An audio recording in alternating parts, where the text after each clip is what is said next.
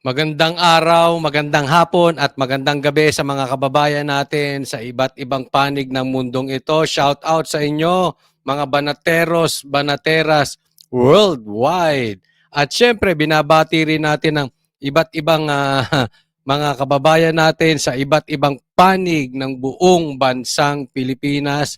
Shout out po sa inyong lahat at eto po, manunumbalik tayo sa balitaan. Ito po ang ating magiging topic. Ito po ang ating mga pag-uusapan today. Kiko at BBM nagkainan ng suka. Abay, grabe, no? Kiko at BBM nagkainan. Naku, ano ito? Pangalawa, PRRD, ipakukulong si Abalos. Ayan, meron tayong balita. Mamaya pag-usapan natin dahil meron tayong narinig na kung ano ang plano ni PRRD dito kay Abalos. So, mamaya pag-usapan natin. Pangatlo, Aimee, ayaw pa rin ng taong bayan. Kaya mananawagan ng drug test kay BBM. Ay, ano yan? Dapat manawagan ng drug test kay BBM. Mamaya pag-usapan natin. Pang-apat, eto maganda. Ka-Eric, tinawag ng nervyoso si Paduano. Kaya pala pasigaw-sigaw yan. Nervyoso pala yan. Mamaya, kasi dapat patay na ito si Paduano. Mamaya pag-uusapan natin yan. Panglima, ito, survey. Tumaas ba si Tambaluslos sa kabila ng kaliwat kanan niyang ayuda rito, ayuda ron, ayuda rito, ayuda ron? Tumaas ba sa survey si Tambaluslos? At sa kaliwat kanang paninira kay BP Sara, bumaba ba sa survey? Ayan, yan. Yan po ang mga pag-uusapan natin. At huwag pong kakalimutan pagpasok pa lang, i-like nyo po itong video na ito. Nang sa ganun ay mas ikalat ito ni YouTube. At huwag po kakalimutan sa mga kababayan natin dyan sa iba't ibang panig ng mundo at iba't ibang panig ng Pilipinas na hindi pa nakasubscribe sa channel na ito, Coach Oli News PH, konting palambing po. Subscribe po kayo Coach Oli News PH. Ayan, wag po kakalimutan. Okay? Diretso na po tayo sa topic. Balitaan tayo agad dahil kay Coach Oli, ang balita, ang bida. Ito, pag-usapan natin ang saya-saya nila, no? Couples. Ay, nako. Ay, baka mamaya anong gawin ninyo? Huwag kayo magpalitan ng partners. Hindi. Couples yan. Ito si Kiko. Kasama si Xiaowi. Kasama si Marcos. At si Lisa. Ang saya-saya nila. Nagkainan kayo. Ito, pag-usapan natin. Ito ang video ni Kiko. Nakita ko pala ito sa sa pahiram ng video mo, kabalita, hindi binabalita sa Facebook. Maraming salamat. Didiscuss ko lang po. Okay, sige. Simulan po natin yan. Napakalungkot itong pangyayaring ito. Nalungkot sa pangyayaring ito. Bakit? Sa araw na ito ay nilibing ng isang magnanakaw at diktadura. Tinawag na magnanakaw ang Marcos, yung tatay mo. Tinawag na magnanakaw yung tatay mo. Tinawag na diktadura yung tatay mo. Kasi inilibing sa libingan ng bayani, kaya binanata ni Kiko. Sa libingan ng mga bayani. Mahirap ipaliwanag sa ating mga anak. Nako, mahirap. Mahirap ipaliwanag sa aking mga anak. Ang alin? Kung tatanungin nila na bakit ang isang nang-abuso, nagnakaw at pumatay ay ngayon pinaparangalan at binigyan ng espasyo sa libingan ng mga bayani. Ayun, mahihirapan daw siya. Mahihirapan daw si Kiko ipaliwanag sa kanyang mga anak na bakit ang isang diktadura, ang isang magnanakaw, inilibing sa libingan ng bayani. Ngayon, Kiko, paano mo ipapaliwanag sa anak mo na kinain mo yung tae mo? Ay, kinain mo yung suka mo. Ay, hindi. Nagkainan kayo ni Marcos ng suka, di ba? Ano yan? Sige nga, paano ipapaliwanag, anak? Kasi, alam mo, kailangan natin si Marcos eh. Paano? Babawiin mo ngayon? Ay, hindi. Hindi pala diktador yung si Marcos Senior. Si Ferdinand Marcos Senior. Hindi pala siya magnanakaw. Akala ko lang. Hindi pala siya diktador. Strong leader lang, ganon. Sige nga, Kiko. Balita ko, nagdemanda ka pa dun sa... Hindi, wag na natin pag-usapan yun. But anyway, baka mamaya tayo naman ang idemanda. Ipaliwanag mo kung paano mo ipapaliwanag sa anak mo yung pinaggagawa mo. Di ba? Dati, diring-diri ka. Halos itai mo si Marcos. Pasensya na po dun sa kumakain, ha? Ngayon, kinakain mo. Yung itinae mo, yung isinuka mo, kinakain mo. Ito naman si Marcos. Tinarantado yung tatay mo. Sinabing diktador. Sinabing magnanakaw. Oh, pakapit-kapit pa. Oh. Di ba? Coach Oli, bakit? Masama ba magpatawad? Hindi. Tama lang yung magpatawad. Pero, kung magpapatawad ka dahil meron kang agenda or halimbawa, gusto mo lang makasipsip, hindi pagpapatawad yun. Pagkain ng tae yun. O, di ba? Nakapasensya na po ha. Kasi, ano pa ba yun? Let's go straight to the point. Nuknukan kayo ng balimbing. Di ba? Pakapit-kapit ka pa siyawi dyan. Oh. Pambira kayo. Hindi tama ito. Hindi tama. Talaga hindi tama. Kagaguhan yung pinaggagawa nyo sa bansang Pilipinas. Niloloko nyo taong bayan. Pasensya na po. Mainit. Mainit na. Kung inaakala nila na ito'y close, nagkakamali sila. Dahil ang katunayan, muling binuksan ang mga sugat ng pang-abuso, ang sugat ng torture, ng rape, ng pagpatay, ng Ay, may rape pa. Pinagbintangan rapist tatay mo. Ay, rapist ba si tatay niyan? Muling binuksan. Ha? Sinaktan ng mga puso ng mga dating na rape na ulitin ko. Si Comey sabi niyan, hindi ako. Pang-abuso, ang sugat ng torture, ng rape, ng pagpatay, torture, rape, pagpatay. Ginagawa ba nitong tanga mga Pilipino? Ngayon, sino nagbukas? Di ikaw. Kung ginagawa mo kaming tanga, mas tanga ka. Di ba? Dati nagrereklamo ka na parang sinugatan mo yung mga puso ng mga ginahasa. Anong ginagawa mo dyan? Di binuksan mo ulit. Binuksan ni Marcos, binuksan mo ulit. Para mong sinabi, ay hindi, tama lang, ni-rape kayo. Di ba? Moko ka? abduct na naranasan ng tens of thousands, libo-libo natin Tens of thousands, di 100 yun. Ano kaya ang tingin nila sa iyo ngayon? Di ba? Pasensya na po, ayoko pong banggitin yung tae. Kaya ano pa to? Di ba? Sa galit mo, tinain mo, isinuka mo, as kinain mo ulit. Isinuka mo na yung Marcos eh. Di ba? Kung ano-ano pinagbintang mo, eto tatandaan po natin. Kaya wag kayo, okay? Titingnan yung mabuti ha. We always look at the consistency. Huwag kayo parate maghuhusga ng isang tao dahil meron siyang pinaglalaban. Hindi po totoo. Tingnan mo ito, anong pinaglaban niya dati? Na magnanakaw at diktator at rapist at ano yung tatay nito? Ngayon meron silang agenda kay BBM at kay Lisa. Disip-sip kayo ngayon? Magkakasama kayo sa concert? Nagkaroon pa ng concert, ang balita ko, puro dilawan yung mga tao sa concert. Di ba? Anong kalokohan yan? Ba? Hindi kayo nakikipaglaban para sa taong bayan. Nakikipaglaban kayo, depende sa agenda nyo. Pag mayroon kayo, wala kayong pakinabang, kalabanin. Pag may pakinabang kayo, sip-sip kayo, mga kababayan.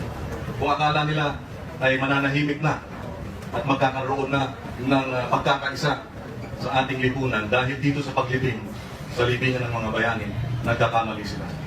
Dahil sa halip na closure, muling nanumbalik, muling naaalala yung pang-abuso, pang-yurak ng karapatan, pagpatay, pag-torture, pag-rape. Tignan mo sila. Di ba? Dahil sa paglibing, muling naaalala. Dahil sa ginagawa mo, muling naaalala lahat ng pinagbanggigit mo, pinagbabintang mo sa tatay ni Marcos ni BBM. Di ba? Alam nyo, eto yan eh. Huwag po natin kakalimutan. Pinapakita ng mga ito na malakas ang Duterte. Yan lang po yun. Malakas po ang Duterte. Alisin ko lang muna ha. Para bagang Ay, saglit. Kasi isipin mo, para ka kumain ng suka, ng sinuka mo na. Magkakakampi na NPA, magkakakampi na dilaw, pula, lahat sila. Lahat para kalabanin ang Duterte. Nagsama-sama, yan magkakalaban.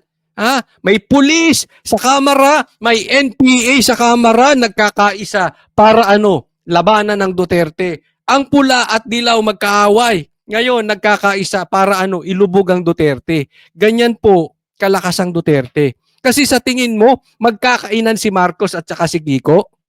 Sa tingin ninyo, kung mahina ang Duterte, kung sa tingin ninyo, mahina si BP Sara, lahat ng ginagawa nila, lahat ng kainan nila sa isa't isa, it's because malakas ang Duterte. Kaya kalokohan yung sinasabi nila mahina ang Duterte. Hindi mo kakainin ng suka mo, ang sinuka mo na, kung alam mo yung kalaban nyo mahina. Kaya kinakain na nilang suka at saka yung pride nila. Diba? Isipin mo, saan ka nakakita?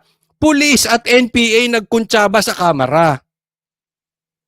Para alin? Siraan si Sara. Siraan ng Duterte. Same days, pula at dilaw. Na-imagine nyo ba magkakaisa pula at dilaw? Ganyan po kalakas si BP Sara. Torture ulit, sinalvage ulit yung mga kababayan natin. Kaya hindi ito tama. Ito'y tinututulan ng Partido Liberal, tinututulan ng taong bayan. Ngayon, habang tayo po'y nagsasalita sa iba't ibang parte ng ating bansa, Hindi kaya nahihiya ang mga anak niya ito sa kanya. Binanggit-banggit pa yung anak niya. Shawi, hindi ka nahihiya itong asawa mo? Walang ano? Walang paninindigan? may mga protesta dahil sa mga pangyayari nito. Sabi nga ng ating Vice President, VP Lenny, hindi lamang hidden wealth ang usapin ng Marcos, ngayon hidden burial pa. Dahil saan ka nakakita, at sabi rin ng ating Vice President, ang bayani, pinaparangalan. Pag siya'y nililibing, pag siya'y ilibing, dapat bukas sa lahat at dapat kinikilala at natutuwa at nagsisilbing inspirasyon sa lahat. Pero dito, tinago yung kanyang paglibing para bagang kahiyahiyang ipaalam. Yung ginagawa mo, hindi ka hiya-hiya. May baka man laki na mata mo niyan. Na nililibing natin. Nakakahiya ka, Kiko. Nakakahiya kayo mag-asawa. Idiniin nyo na idiniin, ganyan. Buti sana kung nakita namin na ikaw ay isang mapagpatawad. Walang problema doon, mapagpatawad ka eh. Pero alam ng taong bayan yung ginagawa mo, it's not because of forgiveness. Desperado kayo. May plano kayo. Ganyang kayo nakakahiya. Ganyang kayo ka-weak. Ang isang diktadura sa libingan ng mga bayani. Natotoo naman, kahiya-hiya at katawa-tawa.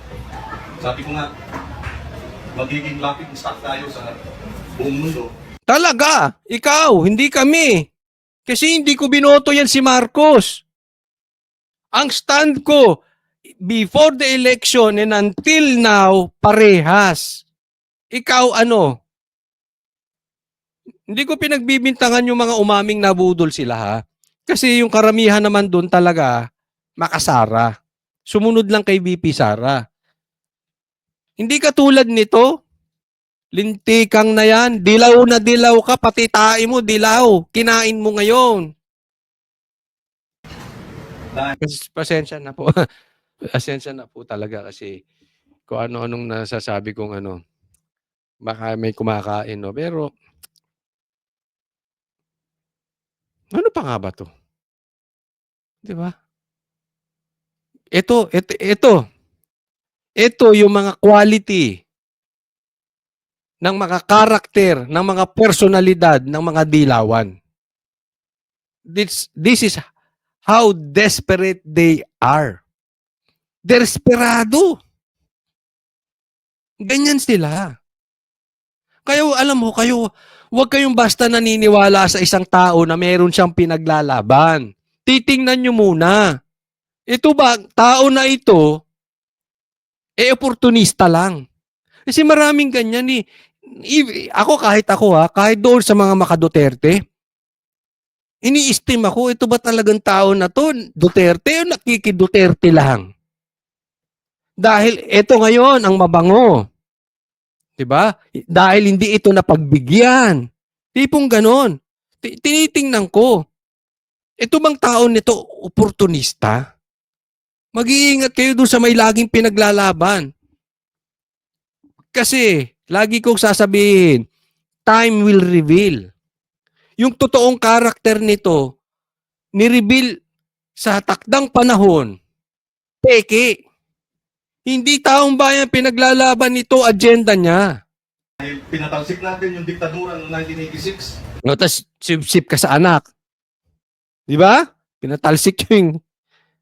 Ay, naku ka. At least kami consistent. Kahit before. Kaya ayokong dilaw eh. Dahil sa pang-aabuso, pagpatay. Eh ako may balita pa ha. Hindi ko naman sinasabing totoo. Pero tatanungin ko kayo. Hindi si Kiko, hindi si Shawi. Pero tong dilaw daw, komunista? Ha? Tanong lang yun, huwag kayo magagalit. Basta ako, ever since ayoko nung dilaw. 'Di ba? Consistent tayo diyan. Tanong lang yun ha. Marami daw diyan NPA, komunista. Tanong lang. Kayo magagalit. 'Di ba? Yung asawa pa nga daw nung isang kilalang politiko nga mataas ang posisyon. NPA. Tama ba o tamang-tama? Nakaw, at ngayon nililibing natin sa libingan ng mga bayani. Kung inaakala nila, maaaring nakalibing siya ngayon doon. Pero hindi sila nakakatiyak na mananatili siyang nakalibing doon. Dahil Ay, papahukay mo? kikilos tayo hanggang sa abot nating makakaya na iwasto itong hindi tamang pangyayari. Ay, papahukay yung ngayon na, now na! Pwede ba ako mag-request, Kiko? Itatama mo, hindi, pahukay mo. Pwede? Kasi sabi mo itatama mo. Paano mo itatama nakalibing na? Ano ibig mo sa ipapahukay mo? We will have to undo Paano mo this i-undo? injustice that has been Paano? inflicted upon the victims of martial law in our nation. Paano mo We i-undo? will tirelessly work to reverse and to undo this Paano mo i-undo at i-reverse yung nakalibing doon? Papahukay mo? Or sisip-sip ka sa anak? Alin doon? Alin doon? Nagtatanong lang. Gawin mo na kung ano man yung nasa isip mo. Na paano mo i-undo, i-reverse yung pagkakalibing ni Ferdinand Marcos Sr. sa libingan ng bayani. Sige, gawin mo now na. Anong plano mo? Tanong lang. Yan. Yan pagsipsip yung mag-asawa. Paghimas-hibas ni Sawi sa balikat ni Lisa. Yan. Pambira kayo. Hinako. Next tayo. Ito, pag-usapan natin. Abalos, ipakukulong ni PRRD. Tatadta rin ng kaso. Ito. Nagsumite si dating Pangulong Rodrigo Duterte ng tugon sa counter-affidavit ng mga inreklamo niya kaugnay sa pagsisilbi ng warrant of arrest laban kay Pastor Apollo Kibuloy. Nagugat yan sa mga reklamong malicious mischief at violation of domicile laban kina nooy DILG Secretary Benhur Abalos at ilang PNP official na inihain ni Duterte bilang administrator ng Kingdom of Jesus Christ. Sa tugon na dinala ng mga abogado ng KOJC sa Department of Justice, iginiit ni Duterte na hindi saklaw ng batas ang pagpasok ng pulisya sa KOJC compound. Yan, tinan mo to ha. Hindi saklaw ng pulis ang pagsakop sa KOJC compound. Alam nyo naman yan eh. Dahil sa kanilang pagkadesperado na mahuli si Pastor Kibuloy, anong ginawa nila? Hinostage nila yung mga members ng KOJC para lumabas si Pastor Kibuloy. Okay? Pero hindi pa rin sa kanila sumuko sa ISAF. Sa madaling salita, bawal po yun. Yung pagpasok ng libo-libong pulis, hindi lang pagpasok, pagpapanatili sa loob ng KOJC. Marami pong nalabag na batas dyan. Aminin na natin, kahit sinong pulis, kahit sinong sundalo, kahit sinong abogado, tanungin ninyo, sasabihin, illegal po yan. Yes, tama po. Kahit abogado, tanungin ninyo. Except, yung mga hindi nasa payroll nila. Yung nakagitna. Hindi yung nasa payroll nila or bayaran nila or panatiko kay Marcos, kay Tamba. Basta yung nasa gitna, lahat ng tanungin ninyo sasabihin, sang katutak ang mali dyan? Sang ka nakakita pinasok? Wala naman si pastor doon. Nanatili. Hindi ka pwedeng manatili doon for 16 days. Tapos si PRRD ang administrator nung lugar na yon. So hindi po yun pag-aari ni Pastor Kibuloy. Hindi mo pwedeng pasukin ang isang pag-aari ng ibang tao. Marami pong nalabag doon. Binabo yung katedral, naghukay pa doon sa eskwelahan. Well documented. Culturally, bakit yan lang ang demanda? Ito sasabihin ko sa inyo. Atin-atin lang. Okay? Ito balita ko rito. Una lang yan. Pero tatadta rin ni PRRD. PRRD himself. Ang dinig ko dyan, tatadta rin, sunod-sunod ng kaso yan. Dahil napakadami talagang nalabag na batas dyan. Antayin nyo lang. Darating ang panahon. Darating ang paghuhukom. May pagbabayaran itong mga taong ito. At ipakukulong ni PRRD si Abalos. Naniniwala ako dyan. Naniniwala ako na may marami pang susunod na kaso. Hindi ako nagsabi niyan. Ha? Pero, yung kinasuhan ni PRRD si Abalos, nadinig na namin yan at sinabi ko na sa live yan. Bago pa man kasuhan. Antayin nyo yung mga kasunod pa. Dagdag niya may pananagutan pa rin daw sa batas si Police Major General Ronald Lee kahit sinabi niyang wala siya sa KOJC compound. Tingnan mo mga bastos na ano. Alisin ko muna ha. Tingnan nyo lang ha. Kasi mabababad eh. Ang ibinabalita, ito namang media na to. Ang ibinabalita, yung illegal na pagpasok ng mga pulis sa KOJC. Okay?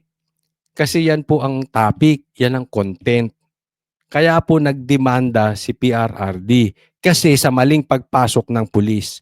Tingnan nyo ang ano pinapakita nila ng video na yung KOJC binabasa yung mga pulis. 2 beses po kasi sila nag-attempt. Yung una, hindi sila nakapasok. Yung pangalawa, nakapasok na sila. Hindi po konektado. Ito nang babasa ng tubig, ito po yung una. Nandoon po kami even before sumugod yung mga pulis. Kaya alam namin yung sequence na yan. Ganyan po, ang media minsan magmanipula ng balita. Hindi nila sasabihin sa'yo. Pero mali yung ipinapakitang B-roll. Malayo po. Magkalayo po yung date na yan. May buwan ng pagitan yan. Tingnan nyo, ibabalik ko ha. Ang fino-focus nila, yung pangbabasa ng KOJC, kawawa ang mga pulis. Kawawa ang mga pulis na pumasok doon. Ganon. Ganon ang optics na gustong palabasin ng media. Kahit sinabi niyang wala Tingnan siya nyo. sa KOJC Tingnan, compound at hindi siya ang nagpatupad ng pagsisilbi ng arrest warrant kay Kibuloy. Tingnan nyo. Bilang director ng Directorate for Operations, Kawawa. naging malaki pa rin daw ang ginampanan ni Lee sa operasyon. Kawawa yung mga Sinusubukan pulis pa namin na. kunin ang Sumugod. paninig. Dati nang Sa nanindigan si Abalos Ah, na tama ang ginawa ng mga pulis at sinabing haharapin ang mga kasong isinampa ni Duterte. ayan, harapin mo. Marami yan. Una pa lang yan. At ang balita ko, uunahin yung mga pinakamagaang. Hanggang palalim ng palalim. Tapos, yung pinakamabigat, ang timing noon, doon sa toot. Hindi, doon, yan hindi ko nasasabihin. Kung kailan darating yung pinakamabigat na demanda. Antayin lang po natin. Okay? O, next tayo kay Aimee the Budol Sister. O, ito, pag-usapan natin itong sinabi ni Senator Aimee at nakita ko ito sa post ng Presidential Tracker. Nananawagan ako sa aking kapatid at ating mahal na Pangulong Bongbong. Sira! Ano ka ba? Wala kayong group chat? Ba't nanawagan ka sa media? Ba't hindi mo tawagan yung kapatid mo? Paek-ek ka naman, Aimee, bubudulin mo rin. Binudol na nga ng kapatid mo yung mga Pilipino, bubudol ka pa rin. Palibasa, tatakbo ito. Mag-iingat kayo doon sa mga nagsasabing mga Duterte. Pero sinusuportahan si Aimee at wala silang masabing masama kay Aimee. Ako mag-iingat kayo doon. Alam mo, naaalala ko, nang nasa Hong Kong kami, magkatabi kami ni Doc Badoy, ni Doc Lorraine. Tapos may tanong siya sa akin kasi noon magja-judge kami ng mga kanta at sayaw nung nasa Hong Kong kami. Sabi ni Doc Lorraine sa akin, Coach Oli, anong masasabi mo kay Aimee? Sinagot ko siya, budol. Diretsa, budol. 'Di ba? Bakit mo nasabing budol? Wag nga tayong maglokohan, kapatid pa rin niya si BBM. Ha? Kahit anong sabihin ni Aimee, ako hindi maniniwala. Dahil natural, kapatid mo yan eh. Oh. Tapos, maniniwala lang ako na si Aimee ay concerned talaga sa Pilipinas at sa taong bayan. Tingnan nyo po ang lakas ng panawagan ng drug test kay Marcos. Sobrang lakas. Even PRRD tinawag na bangag si Marcos maraming beses. So ibig sabihin yan, hindi yan panawagan lang ng Pilipino. Panawagan niya ng dating presidente. Aimee, ang dami mo nang sinabi. Until hindi mo panawagan na ang kapatid mo ay magpa-drug test, budol ka. Yan ang sinabi ko kay Doc Lorraine. Kasi isipin mo, pagpalagay natin, hindi ko pinagbibintangan si Marcos, palagay natin hindi adik si Marcos. Pagpalagay natin hindi siya adik. Bilang kapatid, kung concerned ka sa Pilipino at magka-unite tayo, dapat sinabihan mo yung kapatid mo. Marcos, Bongbong, ading. Kung ano man tawag mo sa kanya, pwede ba magpa-drug test ka na? Total, hindi ka naman adik eh. Magpa-drug test ka na. Kung ayaw magpa-drug test, doon mo isabihin sa taong bayan. Ako'y nananawagan ng drug test sa aking kapatid. Pero hindi siya nakinig. Wala kang ganun, Aimee. Hindi ka nanawagan ng drug test sa kapatid mo. Sa katunayan na nahimik ka. Coach Oli, paano kung hindi adik talaga si Marcos? Hindi naman kasalanan ni Aimee.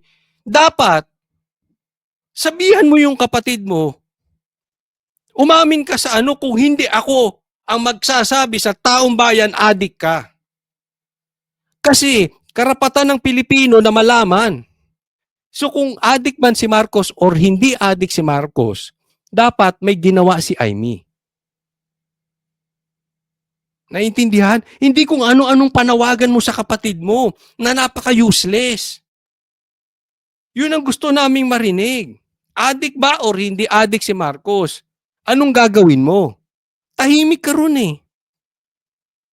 Kaya sabi ko kay Doc Lorraine, huwag kayong magagalit Ako wala akong tiwala dun sa mga maka-Duterte. Tapos sinasabi nila na budol si Marcos. Pero hindi nila madiretso si Aimee. Sabi ko, ano yun? Nasa payroll kayo ni Aimee? Hindi si Doc Lorraine Sinabi ko lang sa kanya. Ano yun? Nasa payroll sila? Ano yun? Namamangka kayo sa dawang ilog? Hindi ko alam, hindi ko talaga maintindihan eh. Bakit hindi nyo ma-straight si Amy? Oh. Diba? Alam mo, itong sinabi ni Amy maganda to. Sabi niya, kung mahina ang aking boses mag-isa, ngayon nawa ay marinig mo na ang sama-samang sumamo ng taong bayan. Noong ikaw ay nagsona, nagsabi ka ng mga proyektong dapat unahin. Ngayon, sinuway ka ng ilang taong akala mo makakabuti para sa iyo at sa bayan. Ang konteksto po nito, yung patungkol dyan sa akap. At sinasabi niya, pinagmamalaki niya, hindi siya pumirma. Okay? Pupuriin ko dyan si Amy. Sa point na yan, pupuriin ko siya. Kasi baka sabihin, kala ko ba coach pagka tama, palakpakan, pag mali, banatan. Tama siya dyan. Tama yung sinasabi niya. Dapat makinig ka, Marcos. Mali yung mga nakapaligid sa'yo. Sinisira ka ng mga nakapaligid sa'yo, BBM. Tama yan, naniniwala ako dyan. Maganda yung sinabi ni Amy. Pinupuri ko rin, hindi siya pumirma patungkol dyan sa akap na yan. Pinupuri ko rin siya dahil sinisilip niya yung akap na yan at kinokontra niya yung akap na yan. Pinupuri ko siya dyan. Okay? Tama yung ginagawa mo, Amy. But still, kung tatanungin yung opinion ko, okay? Ngayon, bahala ang taong bayan. Sa channel naman ni Coach Oli, walang pilitan. Pero kung ako tatanungin, budol pa rin. Ha? Yes, maganda yung sinabi mo. Yes, tama yung sinabi mo. Maraming salamat at sinisilip mo ang ayuda. Ang akap na yan. Mali talaga yung akap na yan. But still, ang dating po kasi niyan, dahil tatakbo ka lang. Wala kang significant na panawagan sa kapatid mo. Bakit? Kaya nga sabi ko sa inyo, intro ko pala, ba't di mo tawagan si Marcos? Bakit dito mo sasabihin sa media? Wala ba kayong group chat? Hindi mo ba siya kayang tawagan? Di ba? Tapos hindi ka rin naman sinusunod. Di ba? So para ang nangyayari niya, nakataya kayo sa dalawa. Nakataya kayo sa dalawang manok. O di ba? Merong sa puti, sa pula. O, doon ka nakataya, halimbawa, sa puti. Si Marcos sa pula. Kung ano mang mangyari, may nakaupo sa inyong dalawa. Ganun ang datingan yan eh. Bakit? Wala namang nangyayari sa mga panawagan mo. Sa totoo lang, ang dami na itong pinanawagan eh. Yes, natutuwa ako ron. Yes, tama yun. May nangyari ba? Pinakinggan ba siya ni Bongbong? O anong labas nun? Tumataya kayo sa dalawang magkabila. Para ikaw, makuha mo yung Duterte supporters, si Bongbong, makuha niya yung mga pula, dilaw at komunista supporters. Di ba? Ganun kasimple. Well, anyway, nasa sa inyo yan. Hindi naman ako diktador eh. Kung iboboto nyo to pagka senador, nasa sa inyo yan. Wala tayong pilitan dito. Kung gusto nyo magpabudol, magpabudol kayo. Diba? Nasa sa inyo yan. But as for me, budol din to. Budol to, kapatid to eh. Coach Oli, siyempre natural kapatid niya yan. Uuna-unawaan ko yan, pagkapatid. Pero kasi this is not personal. Halimbawa, magkapatid kayo, hindi naman kayo politiko. Kunwari, magkapatid kayo artista, naunawaan ko pagtatanggol mo yung kapatid mo. Ba't mo aamining adik yung kapatid mo? Diba? Ba't mo aamining magnanakaw yung kapatid mo? Wala naman kaming pakialam doon, mag-artista kayo. Halimbawa, artista lang kayo. Pero bilang politiko, hindi. Ang una mong sinumpaan ay para sa taong bayan. Iba na ang usapan doon. Bakit? Kasi yung pagnanakaw at kung adik man ang kapatid mo, o magnanakaw man ang kapatid mo, damay kaming lahat. Damay buong bansa. Diba? So hindi po pwede. Para sa akin, hindi po pwedeng excuse yung magkapatid kayo. Tapos yung mga pa-effect na ganyan, panawagan mo sa kanya, sasabihin mo sa media, hindi. Ang gusto namin, kung gusto mong panawagan mo drug test. Mabibilib pa kami sa'yo. Diba? But then, up to you. Kayo ba? Ako, tanong lang. Tanong. Iboboto nyo ba to si Amy bilang senador ngayon? Ako tatanungin nyo, hindi. Diba? Diretso tayo. Yan yung sinabi ko kay Doc Lorin, hindi. Si Doc Lorin, hindi rin siya bilib dito. Ayaw niya rin dito. Tanungin niyo siya. Kung nako-contact niyo siya, ayaw niya rin diyan. Diretsahan. Dapat gano'n, diretsahan. 'Di ba? Hmm. O pag-usapan natin ito, itong next. Ha? Ka Eric tinawag na nerbyoso si Paduano. Kanina po nag-live kami ng Banatero sa SMNI at kasama namin si Ka Eric, no. So eto pina-screenshot ko 'to dun sa aking editor, ito'y kuha kanina. Kaya lang yung editor ko, "Ba't naman ito kinuha mong picture? Parang ang pangit ko naman diyan at parang galing ako kung saan." Ay, kung nakikinig yung editor ko, ano ba naman 'yan, hindi ka naman kumuha ng maganda-gandang picture ko. Anyway, okey. So napag-usapan namin at, kung hindi niyo napanood yun, it's worth the time. Panoorin po niyo yun. Talagang diretsahan po 'yan. No holds barred dun. Talagang dinikdik ni Ka Eric, pinangalanan niya ang mga NPA. Pinangalanan niya sila Castro at we know that is public knowledge naman, di ba? Pero iba yung talagang pinangalanan niya. Si Castro, si Brosas, si Raul Manuel, at ito si Paduano at marami pa. Panuorin niyo 'yon. Okay, pero isa-summarize ko lang, talagang ang dami niyang sinabi ron. At isa po dito na tinawag niyang nerbyoso si Paduano. Bakit? Dapat pala patay na si Paduano. Kasi nung may engkwentro at siya ang di umanong bibira sa isang pulis, nung bunutan na, ninerbiyos. Sabi ni Ka Eric to ninerbiyos, nabitawan yung baril. Babanatan na siya ng pulis, buti na lang may sumagip sa kanyang kapwa NPA. Yun po yung kwento. So talagang dapat sana patay na si Paduano. Okay? May pagka-nervyo. Totoo ba ito, Paduano? Okay lang naman. Sumagot ka. Totoo bang nervyoso ka? Totoo bang patay ka na dapat pero nabitawan mo lang yung baril? Tanong lang yun, Si Ka Eric po nagsabi nun. Ikinuwento kanina sa amin. Sa live namin dyan sa aming programa sa SMNI. Tanong lang po. Tanong lang. Totoo ba yan, Paduano? Kaya ka daw sigaw ng sigaw. Kasi nervyoso ka. Kinuwento niya. At kung gusto nyo malaman ang kung gaano ang lalim ni Paduano dito sa NPA, panoorin nyo yun. Ito pala ay sinipa. Sinipa, tinanggal sa NPA. At pumanig sa mga kuwangko. Di umano, etong si Paduano. Kaya nga sabi ko, pambihira. Kung susundan ko na yung sinabi ni Ka Eric na NPA to si Paduano, tapos, pinakontempt niya ang isang general. Isang general na nanilbihan ng maayos sa Pilipinas, pinakontempt niya.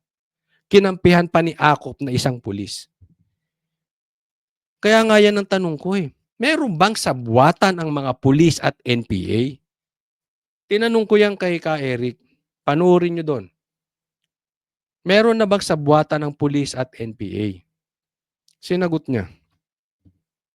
Kasi si Akop pulis Si Paduano, NPA. Di umano, sabi ni Ka Eric. Bakit tinayaan niya na ang isang uniform men, sigaw-sigawan, ipakulong ni Paduano na NPA? Bakit tinayaan ni Akop na isang pulis? Wala man lang siyang sinabi. Diba? Ano yan sa buwatan? Ganun po. Alam mo, nakakalungkot. Kasi kung iisipin natin, talagang palubog ng palubog ang bansang Pilipinas. Dahil sa pangarap ng Marcos at Martin Romualdez na hindi na maalis sa pwesto. Yan po ay sinabi ni PRRD. Kinumpirma niya yan. At may pangarap si Martin as per BP Sara. Dahil sa pangarap nilang dalawa, hindi kahit na anong mangyari, kahit napapasukin na sa kamara ang mga NPA. Kahit na mabastos na ang ating mga men in uniform. Ang importante, ang pula at dilaw, ang pula at komunista, NPA magkakakampi. Dahil hindi nila kayang ang Duterte. Alam mo yung sinasabi na sa AKAP? Di ba? Nagkaroon, natanggap din yung AKAP na maisa sa batas na rin. Pinirmahan ng Senado. Yung Senado kumukontra. Tama si Amy doon, kumukontra siya. Di ba? Pero hindi rin pumasok din. Merong 5 bilyon na AKAP ang Senado. Kaya yan ang sinasabi nila, kaya pumayag ang Senado rin. Pero alam nyo, pwedeng ibalik ng presidente, may kapangyarihan siya na hindi niya tanggapin yung ganung budget ng AKAP. May kapangyarihan po si BBM. Pwedeng hindi pumasok sa budgetan ang AKAP. Considering na isiniro budget nyo ang PhilHealth, pero ang AKAP na isingit na dati naman ay walang AKAP. Naintindihan? Dati walang AKAP So yung dating merong PhilHealth, siniro. Yung AKAP, biglang nagkaroon ng 26 billion. 21 billion sa House, 5 billion sa Senate. Pero kahit pa man din, pwedeng ibalik yan ni Marcos, ni BBM. Pwedeng hindi maging batas yan. Pwedeng hindi magkatotoo yung budget na yan. Pero kung ako tatanungin ninyo, hindi po ibabalik ni Marcos yan. Alam nyo kung bakit? Kailangan niya ng kakampi. Ganyang kawik yan si Marcos. Hindi niya yan. Kasi, ito nga nagkakampihan na pula, dilaw, komunista, NPA. Dahil para ano? Para lang buo ang puwersa makalaban ng Duterte. Yan talaga ang problema natin sa bansa ngayon. Nagkakampi-kampihan, di kahit kumampi sa mali, basta magiba ang Duterte. Kaya yan, hindi niya yan ibabalik. Na-hostage dyan si Marcos. Na-hostage siya dyan. Kasi pag binalik niya yan, maraming magagalit, maraming mawawalan na mga kongresista. Mawalan sila ng AKAP. Kailangan nila yung AKAP dahil mag-e-eleksyon. Naiintindihan nyo? Yan ang legalized vote buying. Kunwari magbibigay ka ng pera, tulong, pero nakalagay ang pangalan mo. Kailangan nila yung AKAP for 2025 election. Nagigets ninyo? Pag binalik yan ni Marcos at hindi tinanggap yung budgetan ng AKAP, magagalit ang congressman. Hindi kaya ni Marcos yun. Why? He is weak. Hindi niya ibabalik, tatanggapin. Kaya wala siya. Oo lang siya ng oo. Zero ang PhilHealth, oo siya. May AKAP, oo yan. Kaya yung sinasabi nila na, hindi, may pag-asa pa yan, ibabalik. Sana. I hope I'm wrong, but I think I'm right. In my opinion, hindi niya ibabalik. Why? Hindi niya kaya si Tamba. Hindi niya kaya. Hindi niya kayang mag-isa kalabanin ng Duterte. Kailangan niya ng kakampi. Kailangan niya komunista, kailangan niya mga NPA dyan sa Kamara na sinasabi ni Ka Eric. Kailangan niya yung mga congressman dyan. Hindi niya ibabalik. Yung Senate na nahimik, ito na, 5 billion, tahimik kayo, pirma sila. Hindi lahat Si Amy hindi pumirma sila, Bato sila, Bongo hindi pumirma. Ganyan ang kalagayan ng bansang Pilipinas. So, panurin nyo yun. Yung live namin kanina. Okay, next po tayo. Ito, statistics. Ito, survey. Ito, tingnan natin itong survey. Si BP Sara, mataas pa rin, no? Saglit. Tingnan natin.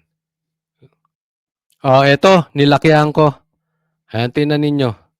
Despite ng paninira kay BP Sara, nangunguna pa rin siya. Ito, survey ng Publicos Asia. Pag tiningnan niyo sa approval pa lang, pinakamataas na si BP Sara. Pantay sila ni Chis Escudero. Pansinin nyo lahat, halos lahat ibinato na kay ano. Pati banyo ibinato na kay BP Sara. Lahat. Nakipagkuntsabahan na sila sa NPA, House, kasama na nila lahat. And yet, ang approval rating at trust rating lamang. Si Martin, lahat ng ayuda ibinigay na niya. Pero, tingnan nyo, bagsak na bagsak ang trust rating. Sa makatuwid, walang tiwala ang taong bayan talaga dito kay kay Tamba. Di ba? Ang dami nang binigyan ng ayuda nito. Inutusan niya na lahat ng tao siraan ng Duterte. And yet, ang approval niya 20% lang. Pinakamababa sa lahat. Na kung tutuusin, ang Chief Justice talaga namang laging mababa yan eh. Kasi hindi kilala ng taong bayan eh. Hindi sila masyadong familiar. No? So laging mababa yan. Public knowledge yan. Lagi namang ganyan. Given na yan. No? Ito yung pinakamatataas na posisyon sa buong Pilipinas. Presidente, Vice President, Senate President, House Speaker, at saka Chief Justice. Ito na yung pinakamataas. Ito na yung haligi. Ito na yung top 5. Sinong pinakamababa sa approval? Tamba. Sinong pinakamaraming binigyan ng pera? Tamba. Sinong pinakasiniraan? Si BP Sara. Siya pa rin ang pinakamataas. Sa trust rating, mas lalo na. Mas mataas pa ang Chief Justice kay Martin. Walang tiwala ang taong bayan sa iyo, Martin. Parehas kayo ng pinsan mo. Sino pinakamababa? Si Martin. Lahat. Kaya alam mo, nakakatakot to. Bakit? Alam to ni Martin. Alam to ni Marcos. Nakakatakot to kasi i-increase nila yung dosage. Parang addict yan eh. Yung tinitira mo, wala nang epekto. Anong gagawin mo? Tataasan mo yung dosage. Para sumabog ka ulit. Para maging high ka. Same thing dito. Lahat na ginawa nila kay BP Sara, pati yung tatay, pinatawag. Sino? Lamang pa rin si BP Sara. Tataasan nila yung dosage niyan. Pero ako, naniniwala ako, ang taong bayan, wala talagang tiwala kay Romualdez. Bagsak talaga to si Romualdez. Walang kaapil-apil eh. Puro di ba? Sa totoo lang, hindi naman kilala tong politiko eh. Anong nagawa nito? Bukod sa ayuda. Ako naniniwala sa sinabi ni BP Sara, puro ayuda lang yan. Pag may kalaban sa eleksyon, binibili o tinatakot. Kakasuhan ko ano-ano. Walang alam. Hindi kayang lumaban ni Tamba ng patas. Tatakutin ka, gigipitin ka, bibilihin ka, at ipe-persecute ka. Naniniwala ako sa sinabi ni BP Sara. Bakit? Nangyayari ngayon eh. Nagkakaroon ng bilihan. Kung hindi mabili, kaso. Kung hindi, gigipitin. Ganyan ang ginawa kay BP Sara, ganyan ang ginawa kay Pastor Kibuloy. Di ba? Pero, ang katotohanan lumalabas. Ano yun? Hindi pa rin gusto ng tao si Martin Romualdez. Ito next. Ito, tingnan naman natin. Survey naman to sa Manila. Ayan. Mayoral preference for the 2025 election. 3 names, City of Manila. Mayor Isko, 70%. Versosa, Sam Versosa, 17%. Lacuna, ano nangyari sa iyo? 11%. Sure win na po si Mayor Isko sa Manila. Sa tingin ko lang, malayo na to. Kahit nga pagsamahin mo yung boto ng tatlo, mukhang hindi aabot kay Yorme. Mayoral preference. SWS. Mayoral preference for the 2025 by district. Kahit saang tingnan, lamang si Yorme Isko Moreno kay Sam Versosa. Lalong-lalo na kay Hani Lacuna. Wala, oh. Alam mo, Lacuna, nagkamali ka eh. Dapat natanggap mo na nananalo ka lang because of Yorme. Eh, napunta ka pa dyan sa kampo ni Tamba, wala na. No, kunin mo na lang yung kung meron silang monetary support sa'yo. Hindi kita pinagbibinta. Kung meron lang naman. Kung meron, kunin mo na lang. Tago mo na, huwag ka nang gumastos. Kasi hindi ka mananalo sa eleksyon. Ha? Kumampi ka pa dyan. Eh, parang ito si Lacuna, parang si Marcos. Hindi naman mananalo ito not because of Isko. Ganun din si Marcos. Hindi naman nanalo si Marcos kung hindi dahil kay kay Sara. Oh. Tapos ang ginawa nito totoo lang, alam naman ng lahat 'yan eh. Alam sa buong Maynila 'yan. Alam sa buong Maynila at alam sa buong Pilipinas 'yan. Na to si Lacuna hindi mananalo kung hindi talaga tinulungan lang ni Yorme. Eh, nung ginawa mo, trinaydor mo pa. Di sana nag-vice ka na lang. Tapos sinisiraan mo pa si Yorme. O ano ngayon? Sa kangkungan ka. Kaya wag mo nang gastusin kung meron ka mga contribution na natatanggap patungkol sa iyong kampanya. Tago mo na lang. Wag ka na mangampanya. Manood ka na lang ng sine. Diyan ka na lang sa bahay. Ha? O, sayang yung pera. Hindi ka aabot kay Yorme. Ito si Sam Versosa. Dinimanda pa nito si Banat Bay. Oo. Ha? Eh, siyempre, congressman to ngayon eh. Party list to eh. Oh, party list. Eh, siguro, napag-utusan ni Tamba, kaya siguro dinimanda si Banat Pay. Oo. Pero wala rin. Oh. So, tago mo na lang yung pera. Kung meron ka mang pera dyan, kung meron ka mang campaign contribution na natatanggap, hindi kita pinagbibintangan kung lang naman. Diba? Hindi mo naman naaminin kung meron. Oh, pero kung meron ka mang natanggap, tago mo na. Nood ka na lang ng sine, mag-Starbucks ka na lang. Okay? Kasi hindi ka mananalo. Okay? Kung patas ang laban ha, kung hindi nyo gagayain si Tamba, yung patas lang ng laban, hindi ka mananalo. Ha? Alam mo, minsan, ang pangtaggap sa realidad, ayan ang magpapalaya sa'yo.